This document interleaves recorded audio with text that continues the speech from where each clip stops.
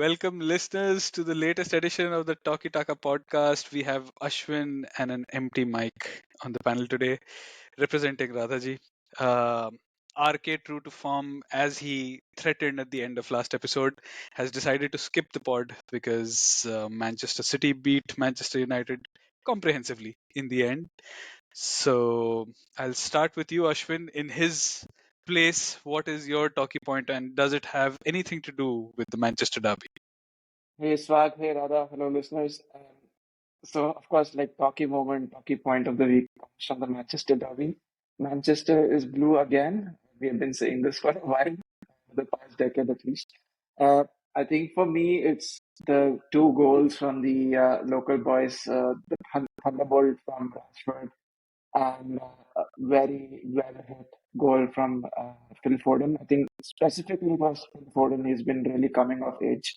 I hate to say this because he plays for the blue half of Manchester, but what a strike that was!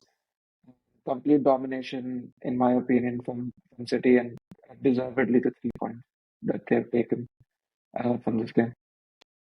Yeah, I think a screenshot of Neil Custis's Twitter post from around 6 years ago was trending when Phil Foden signed his contract with Manchester City, where he said Phil Foden signs on to sit on the bench for 6 years. And in that time, I don't think he's nearly sat on the bench as long as Neil Custis had expected. Radhaji, what's your talkie point? I wonder if a certain Uruguayan has something to do with it. Can't really go anywhere else this week. Last week I had an easy choice. This week is also a pretty easy choice. Darwin Nunez. Oh my God! What an epic finale to the game. The guy who usually needs, well, he got three chances in this game as well. So not all of them as easy as he usually gets them, but a superb right place at the right time goal. 99th minute. The mentality monsters that Klopp had with Wijnaldum, Henderson, Mane, Salah, Firmino. I think he somehow managed to create a mentality monster attitude in a team which is full of new people as well. So yeah, Darwin Nunez and the mentality monsters and the 99th minute winner, that has to be my talking moment. Yeah, and Liverpool carry on being on top of the Premier League table. My talking point, I've been accused of not talking about Chelsea much. I was thinking of using Visa's overhead goal as that, but that wasn't really a talking point for me. Chelsea have turned into a non event this season to the extent that even Ab refused to talk about Chelsea dropping points this weekend on the group. He didn't even mention the game. I think he hasn't even tweeted about Chelsea for a while now, which is surprising. We might need to do a welfare check on him. But my talkie point actually comes from the championship, where Ipswich continue to defy the odds and be placed in the promotion spots in the middle of Leicester, Leeds, and Southampton, last season's three relegated teams. And they missed a penalty in the 86th minute and then scored a winner in the 87th or 89th minute. So they continue to keep pace with those three biggies. It would be a really good story if they get promoted one way or the other, because they just got promoted from League One this season. So it would be back to back promotions from League One to the Premier League in 2 seasons, which would be a really, really mean feat.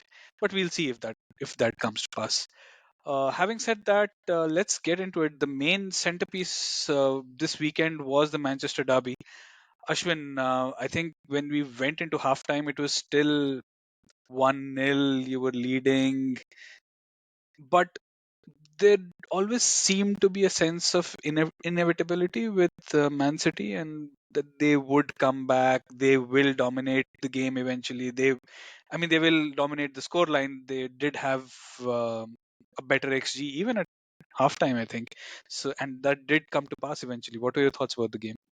Yeah, you speak about better XG, but that one chance that Haaland had a better XG than the Rashford goal. I think we were all surprised with that thunderbolt of a strike that came in from Rashford, came out of nowhere, and then I think I won't say it woke City up.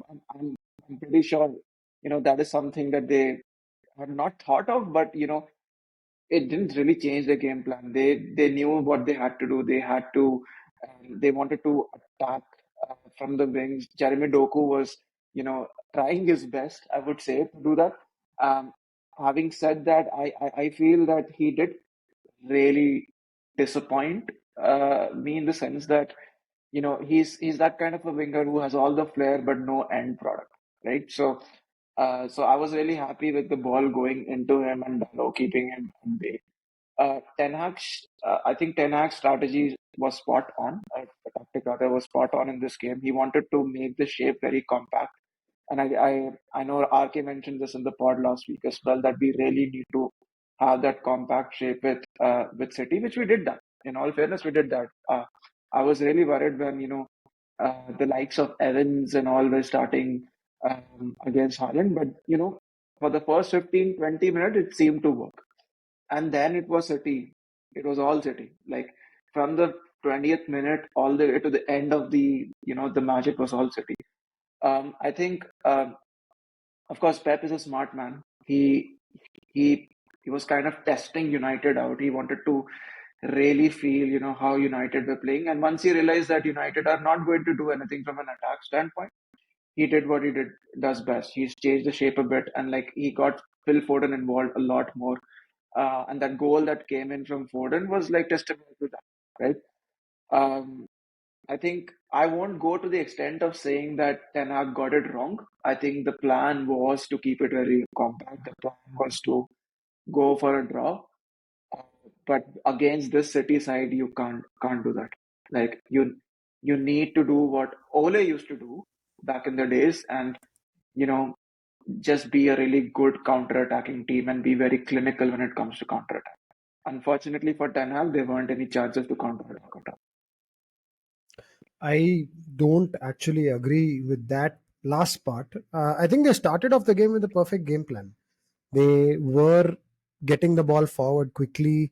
They were playing some longish passes to Bruno, who actually at some points was almost finding himself as a central striker at times. And I found that Bruno's decision making when he had his back to goal and nobody ahead of him actually was very good. He played some intelligent passes, created some counters, and um, while yes, the goal was a freak instance and a low XG moment, they had a couple of chances, a good counter-attacking chances that they created, but then through some incorrect pass at the last minute or some Rashford running over the ball or heading it right into his leg or whatever, all of those kinds of things, they messed it up.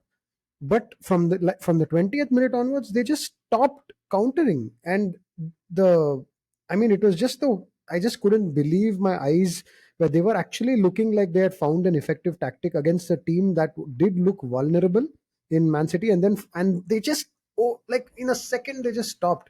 And I think that was the frustration as watching that game. And then where I start to blame Ten Hag is that he had an entire 15 minutes with the team at halftime, and they came back out exactly the same. I think that's the part where Ten Hag needs to take responsibility, that if you get your team in for a halftime talk, you have 15 minutes to drill home what went well, what didn't go well in that half, and then they come back out and they have exactly the same problems where they're not offering anything in the counter. That's one. And the second thing I wanted to talk about is Rashford. I mean, yes, he scored a blinder, but I thought he was so bad for the rest of that game. I really don't. You just realize what a limited player he is. Like all that he has in his locker is that run in behind or that burst of speed. And when Kyle Walker was next to him, that looked really ineffective. And after that, he had no guile, he had no touch, he had no interplay with anybody in his team, and he actually looked slow at times in the second half as well. So I thought it was a right substitute when he came off. I was very disappointed to see how Rashford was in the rest of the game, except for that outstanding goal that he scored. So yeah, not a great game for me, and I think a real opportunity missed because City were there. I know that they ended up scoring some good goals, and the same goal that Haaland missed, right? They tried that around 6-7 times. It's like they were just sounding an alarm bell saying that I just have this one tactic where I'm going to knock it, chip it into the far corner. Somebody's going to play it back into the central striker, and they kept doing it, and still United let that happen. I felt a lot of opportunities missed for United there. The way they started, they should have finished better and at least got a point out of that game.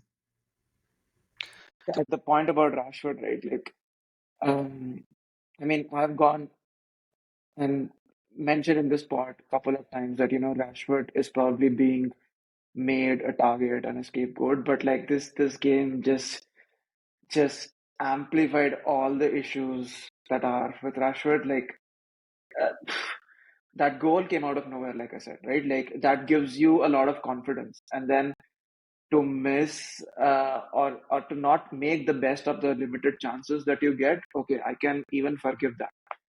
But it felt like he was just becoming poorer and poorer after every minute, and it just doesn't make sense to me. Like you are a Manchester-born lad, you should be showing more commitment in a derby, and I just did not see it from him. It was really disappointing for me as someone who really likes Rashford as a player. I think I was really disappointed in him particularly, and others right. Like I think the fact that he was substituted with Anthony, who has been much maligned this season, is just testimony to how bad he was. Ten Hag, again, not blaming it on him, but he had to make those changes, right? He had to replace Evans with Kambawala, and then Amrabat came on as well, and City smelled blood, and they were attacking our weak players, and that's exactly what happened, and that's what led to the goal from Foden as well. Sorry, was it Foden? I think it was Haaland who capitalized on it.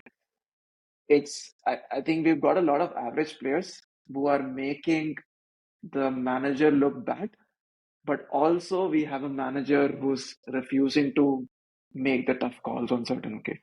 Mike, moving on to Liverpool, Radhaji, Nunez spared you some blushes at the end there.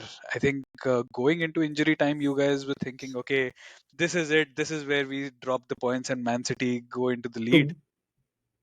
To to be fair, I reached that point on the 98th minute because there were 8 minutes added on, and I was still hoping that okay, there's some chance. But when it turned like 97 and 30 seconds and things like that, they're like, okay, fine, this looks like it's gone. But man, I mean, what do I say? The number of times this team and generally Liverpool over the last 4 or 5 years have just been in a situation like this and somehow come up with the goods when it really counts. It's just a journey supporting this team, man, and it's a real joy. I think the overall atmosphere is so positive for every fan. I know there's a little bit of romance to it also this season because of the whole Klopp news and all of that, but it's just amazing. And if you actually think about it, the way that this team is playing with all the adversity that it's facing, if you had told me in the start of the season we'd be going neck and neck with Arsenal and Man City, and in the Premier League having to start Joe Gomez at defensive midfield and play Bobby Clark as a starting number 8, I would really be like, what? There is no chance in hell I would have imagined that Liverpool would be anywhere close to the top four if you had told me this kind of situation at the start of the season. So I mean, the, they're just pulling it together somehow. I think all the underlying metrics show that they're clearly third best versus Man City and Arsenal in terms of the stats, in terms of XG conceded, in terms of the the kind of points that the expected points, as you put it, and all of that. Everything shows that they're not as solid and not as dependable as Man City and Arsenal, but somehow they're just staying in the game, and you can't ask for more, man, as a supporter.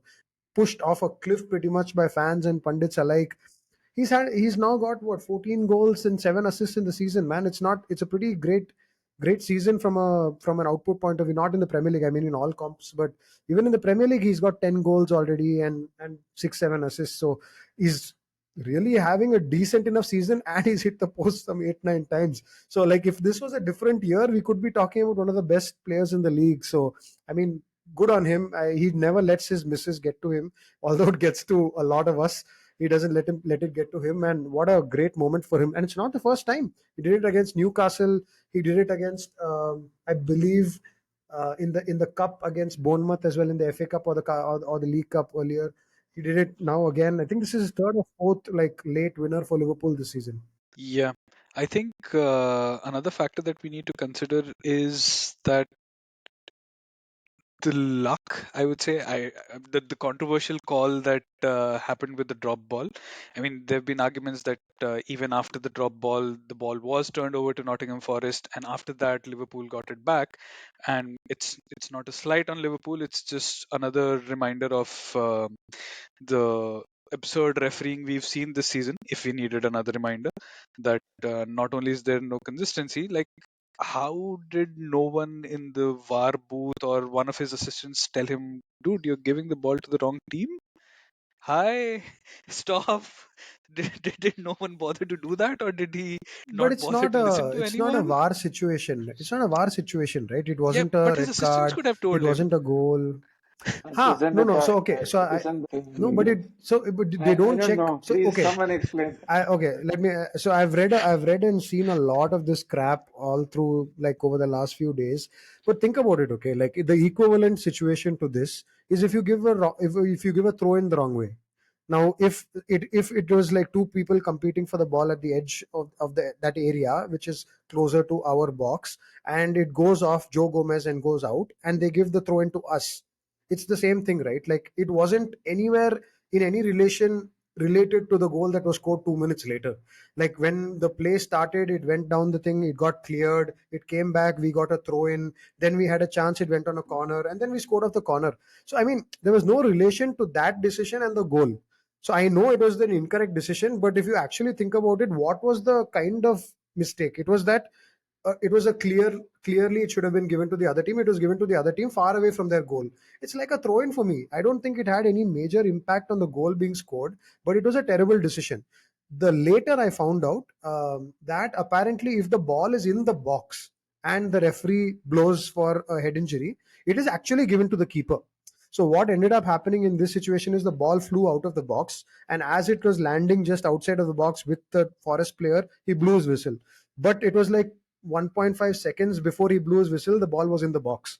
So maybe that's the confusion that the ref had, and it was I by the way I saw very clearly Luis Diaz just picked up the ball immediately and passed it straight back to the keeper.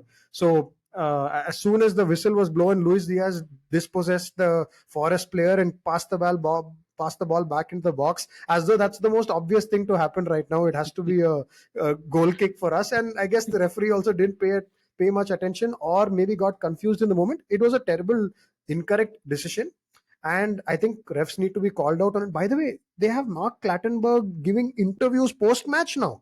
What He's the he hell is happening, man? he's on Nottingham Forest payroll now. He's a Yeah, whatever he's referee an advisor or analyst, something. Yeah, referee analyst. he's a referee analyst. This is It's going too far. This is really going too far. Now, this is what is going to happen where clubs are calling referees on their roles and they're like, please go represent us. What is happening? I It's mean, ridiculous. at least it's better than what Barcelona have been accused of doing by having the vice president of the referees association on their payroll while he was an active referee. So at least Forest are being honest about it. But yeah, See the fo- shambolic. Both perfectly run clubs. Anyways, I think talking about the game in itself, right? I was just following the text commentary, and um, I mean, obviously some tweets from Liverpool fans come along the way, and everyone is like looking so frustrated, and then everyone is like, "Oh, this is the moment that we bottle it," and then Darwin comes up with the goods. I think that is something that United used to do back in the days when they did not really play a very good game. They had their backs against the wall, but they got the winner somehow.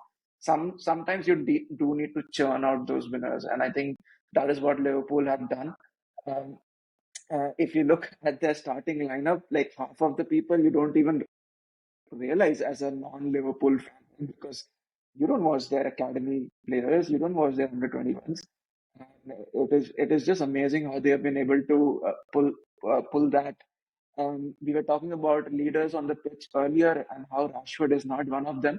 I think that ways Liverpool have a lot of leaders on the pitch. So you have the likes of Luis Diaz, you have the likes of Van Dijk, you have Darwin Nunez even, right? Like these are the people with proper passion, proper commitment who are just making them tug along. So yeah, fair play to Liverpool, and we'll just see what Yeah, and happens just against Man City. yeah, see the mentality of these kids, right? Like if you just look at this guy, Connor Bradley, he's played 5 games pretty much, but now he feels like, oh my god, he's like a absolute part of this team. It's reached that kind of situation where people like him and Kwanzaa are treated like, yes, first team.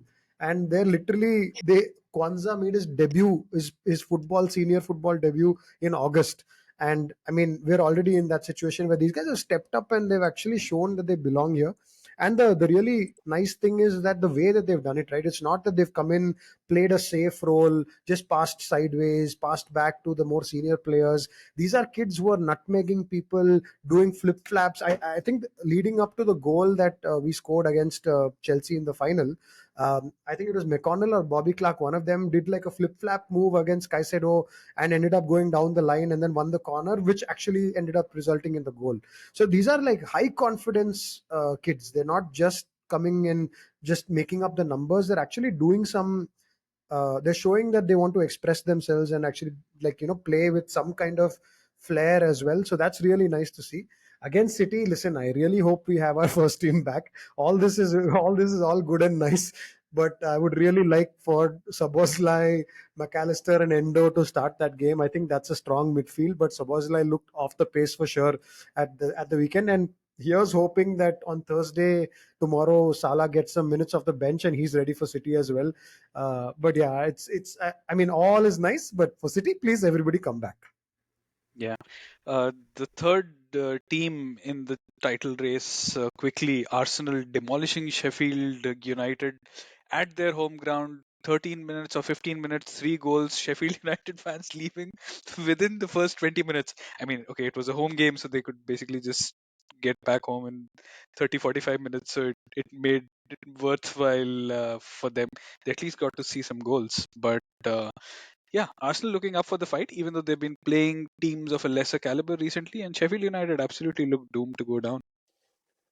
Yeah, there's this meme doing the rounds in social media about how the Arsenal team feels after their trip to Dubai, and they basically show this photo of Henry, Bergkamp, Perez, Ljungberg. I think I think Arsenal have been like they've just been brilliant to watch. They're also, it's not just the attack, right? Because they have the lowest XG conceded also of the top three teams. So I think it is like 0.25 or some ridiculous. Significantly lower than the other Yeah, two. it's some ridiculous amount. Like it's just crazy. Wow. Anyways, like the Sheffield game, I think you could call that an outlier in the sense that Sheffield have been so bad lately, but Arsenal have been doing that for the past 4 or 5 games. So it's not like it's just one of those games where they have suddenly clicked and everyone is scoring. I think Saka was brilliant. I think he hit the bar as well, and he got a couple of assists, and he was just dictating the play. Everyone was just like in tune. Declan Rice, what a signing he has been. Havertz, Havertz of all people. I know Ab has stopped coming to the pod because of the form that Havertz has found himself in, but it's just amazing how well tuned this team looks, and one of the meanest defense in the league as well to back that up. They are really up for the fight. I'm scared of this Arsenal team.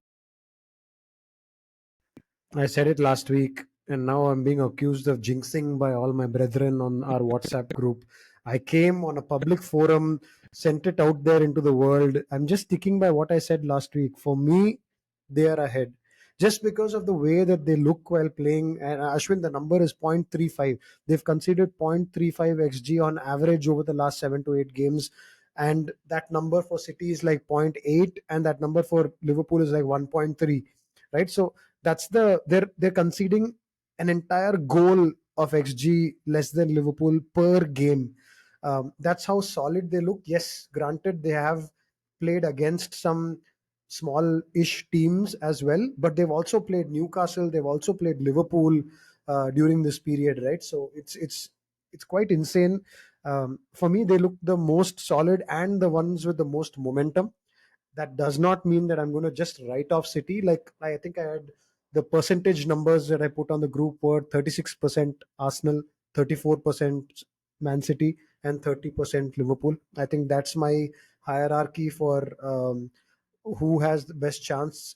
And I know that we saw the odds, and Man City are like 55%. odds on to win or whatever. But for me, Arsenal look the better team, and they look like they've got the momentum at the right time as well. And City definitely look like they can be got at. So I know that they got through dangerous game against United, and probably they have to play Arsenal as well. Honestly, as a Liverpool fan, I know that we can probably lose against Man City. It might happen, but we're at Anfield. I would much rather play Man City right now than Arsenal, because in the last 2-3 games we've played against Arsenal, they've really, we ended up winning one game in the FA Cup 2-0, but they threw the kitchen sink at us even in that game. And with their set piece expertise, I'm finding it really hard to see past this team. So I'm much happier, honestly. I think Man City have more weaknesses that we can exploit than Arsenal have. So that's from that angle, I do think that Arsenal are slight favorites for the title. Okay. There is another angle that I want to pick up, and that is the FPL angle, where I captained a certain Bukayo Saka just because a certain Anirudh Krishnan said that this was going to make sense by captaining him in place of Haaland, and he It got made sense. substituted at halftime. That made sense. I was seething myself, but he got the two assists. So unless you were thinking of captaining Ollie Watkins, which I was, I was Yeah, as well. All burnt hands on deck. I can't be so yeah. greedy I also. mean, So if you're getting like a Foden captaincy or a Watkins captaincy, sure. But Saka at 7 points doubling up to 14 is not the worst captaincy decision. It's one yeah, point more than Haaland. I mean, everybody's decision is Haaland or someone else, right? So from that angle, it's not the worst. I mean, historically, the worst ever decision that I remember reading about was someone triple captaining Emmanuel Dennis. You remember him from Watford a Oh, couple the of Yeah, years yeah, Nigerian yeah. ago? big. He had -7 that game week because he had two games and he got own goal and red card or something like that. And there was one poor soul who triple captained him and ended up with -7 into 3. And whatever the rest of his team did didn't matter at all. But yeah, any tips and tricks for this weekend for from an FPL perspective? Just reiterating one, Muniz. I think we talked about him last week. He scored and assisted. I believe our exact words were, he seems like a guy who can get on the end of things and set people up. And voila, that's what he did this weekend. So 11-point game on fantasy. So yeah, he's been in good form. So yeah, I would suggest get him in. Slightly bad pick was Pascal Gross. He didn't play, and I had got him in instead of some interesting West Ham choices as well. So yeah, I paid the price for that, but still did reasonably well. 84-point game week, not really taken me up the league though. Yeah, I think Bournemouth fixtures are probably good to target as well. Solanke is back. He had a red flag, orange flag, whatever that is, on him until the start of the game, which suddenly turned green. Uh, I don't think he scored though, so that was a good thing. But he has a double game week this week, so someone to target, and also Luton fixtures. I think they also have double game weeks. I think the interesting game week is actually going to be the week after because it's a big game week for a lot of teams. I think only four or six teams. No, I think it's just four teams who are playing the game after. So, um, or there are four matches the game after. Sorry, I should. Okay. So eight teams are playing the game after. So I think it will be a good week to also take decisions for that particular game week and plan ahead in advance. So Spurs assets would probably be the ones to look at uh, again. Madison is looking like a good shout again, so certainly worth considering. I'll probably use my wild card on that game week then. The free hit, whatever that one's called, where you just change the team It's for one probably week. the week to use free hit, yeah. Yeah. Right. In the battle for the European places, there were four teams who ended up scoring 3 goals and got 3 points. Newcastle obviously had to beat Wolves, considering I had said that Wolves are looking good. Spurs came back to win against Palace. Villa got into a 2-0 lead against Luton, threw that away, then won late with a goal from an ex-Evertonian. What Everton would have done to get Luca Dean back on their payroll right now. And also, much maligned Moises West Ham got 3 goals as well, with 2 of them coming in the 95th and 97th minute, and hence consigning Everton to yet another defeat. But slowly but steadily, this battle for the European places seems to be coalescing between 3 teams. Obviously, the 3 teams for the title have been separated from the pack for quite a while now.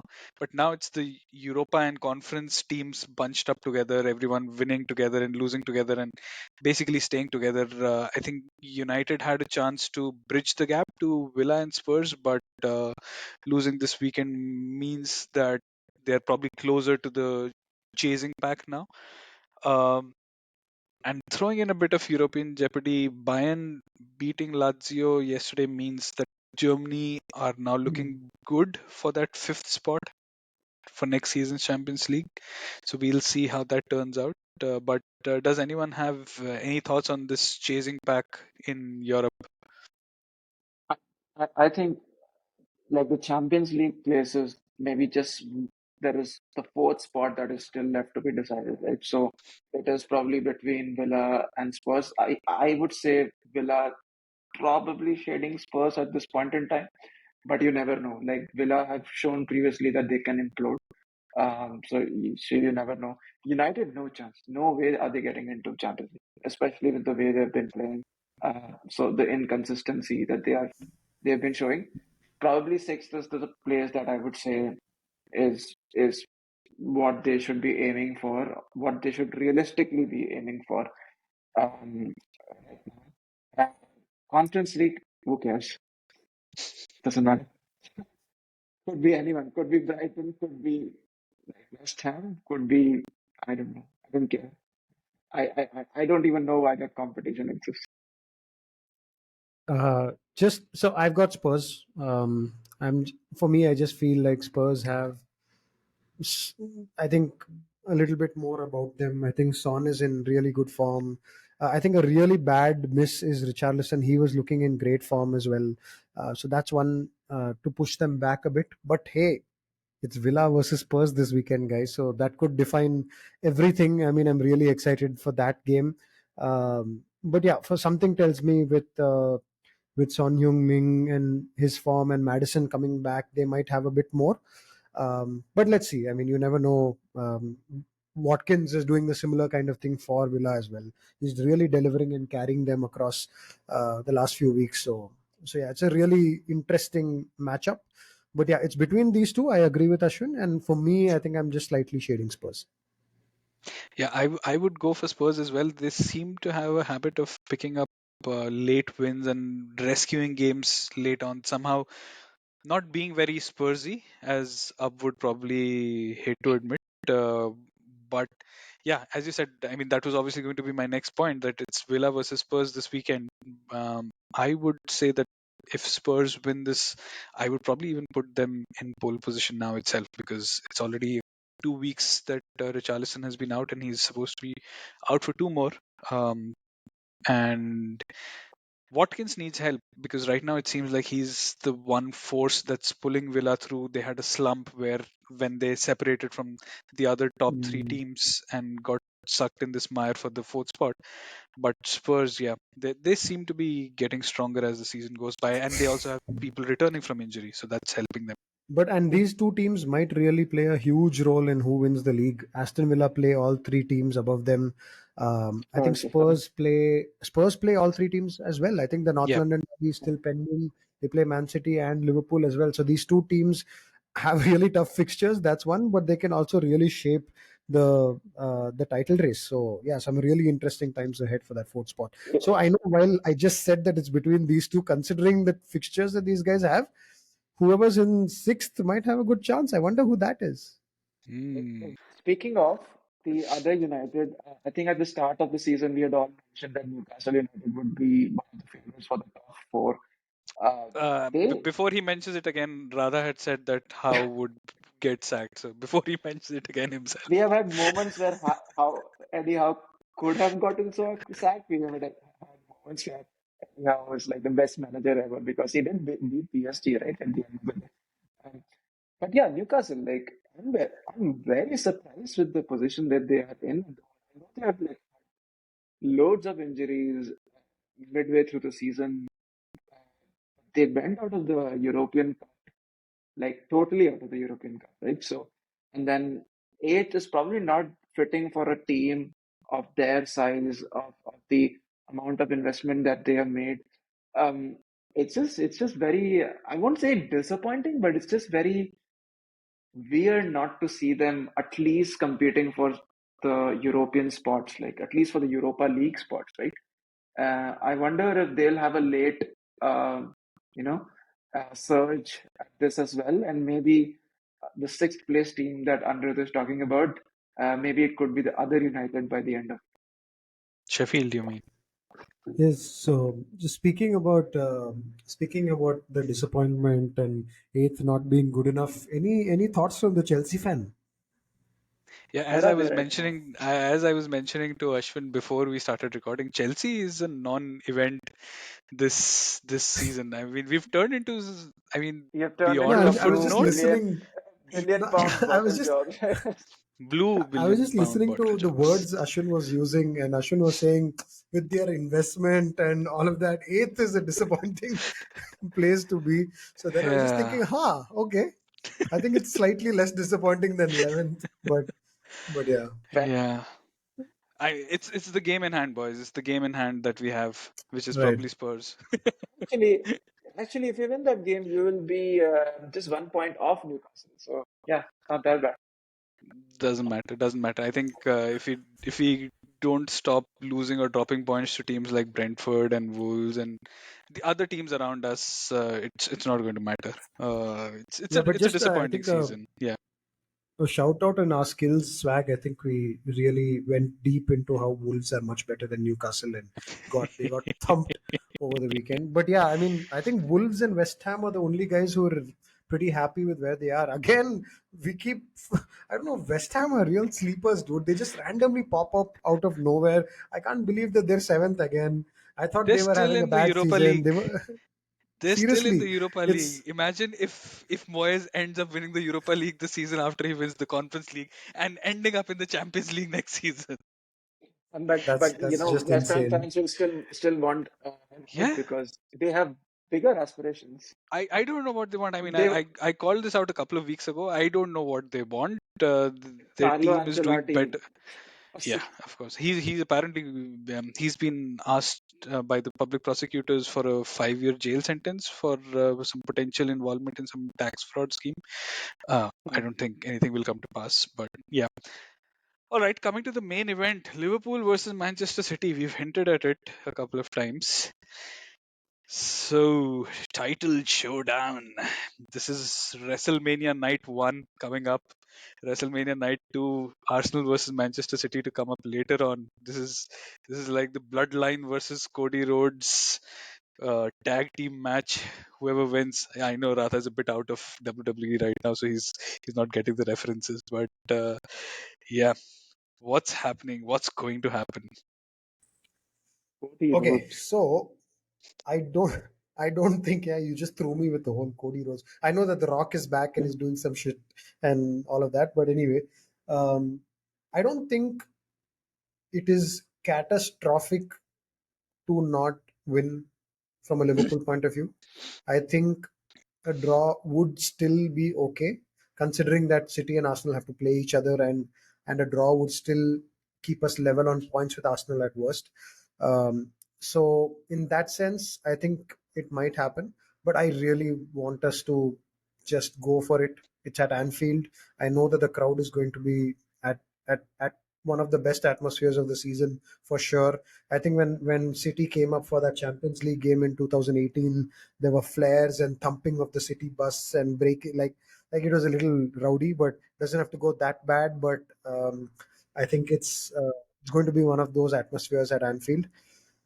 I just want us to go out there and really put some pressure on City. I think, like I've been mentioning for the last few weeks, they do have some. real areas where they can be got at. The fact is that they have been missing chances as well, and which is why teams have been able to get at them a little bit. I hope that continues at the weekend, because if Haaland gets a chance like he got against United, the numbers just suggest that he's going to score the next one or the next four, like that. But I hope that they have an off day, and I really hope that we put them under pressure with those early balls. I think with Soboslai, Endo, and McAllister specifically, I think we have the personnel who could really play those early balls in and play intelligently. I think with McAllister's intelligence and Soboslai's running, we might be able to make Rodri a little uncomfortable in terms of what he needs to do in that game. Um, so yeah, I'm feeling like a draw wouldn't be the end of the world, but I think we should really go at them and put them under pressure, and hopefully Anfield can carry us in this game. I would really like a 3 point in this fixture, because for now it feels like we're the third um, team in the race and just hanging on there with pure emotions and just some drama and all of that. But beating City would really put like a stamp down in our credentials as well in this title race. So yeah, I'm hoping for a win. That's some elite Ramakrishnan level jinxing by the team that's top of the pile. Like, we are the third team in the race.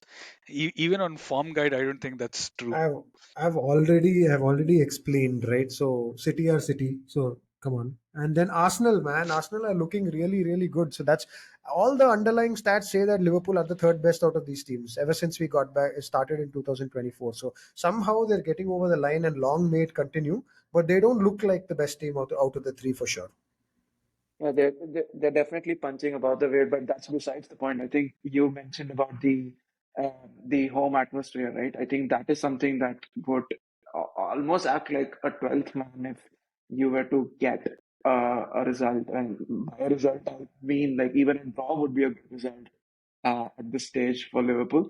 I think one person that can potentially change that is Mo Salah coming back, right? There are I know you mentioned that he might come off the bench in the Europa League game, and that means that he's probably fit to play against City. So if he does, that changes the equation altogether. From a City standpoint, one thing that I did notice in the United game is that those first 15 minutes, I'm not saying United were on top, but it scared the shit out of Pep. And you can see that he's uncomfortable when he's making all those gestures to the referee and doing all of that. And that is what Liverpool would need to do. They really need to get under the skin of those Man City players, and they will make mistakes, right? They are a team who City are a team who have conceded goals to teams which are really good on the counter attack, which have been really clinical on the counter attack, and that should be the game plan for Liverpool as well. I think the passion and the runners that you have in the team should be able to do that. But again, as you said, City, it's just so difficult to beat them. I think it's going I, to be a cracking game for sure, uh, and I am hoping for a high scoring draw. yeah, Yeah, I think this is the first time. Sorry, Swag. I think this is the first time that we go into this match where both teams look really flawed. So I think that will make for a better game. I In the past there has been some really high quality technical football being played with both teams, but I think both teams are vulnerable at the back, and I think that and so therefore I think there'll be mistakes and probably some goals in the game. But yeah, let's hope for like a like you said, the 12th man and some of the big names of Liverpool to really stand up and somehow get us over the line against this tough team. And by the way, Swag, I just checked the form table. Last 7 games, it's Arsenal, Man City, just like I said.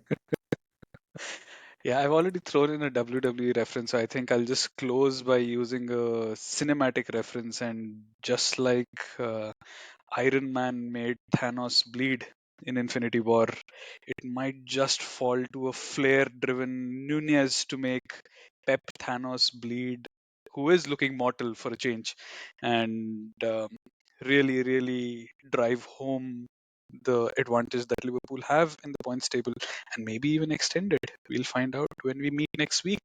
For now, that's it from us. Have a good weekend. Bye bye.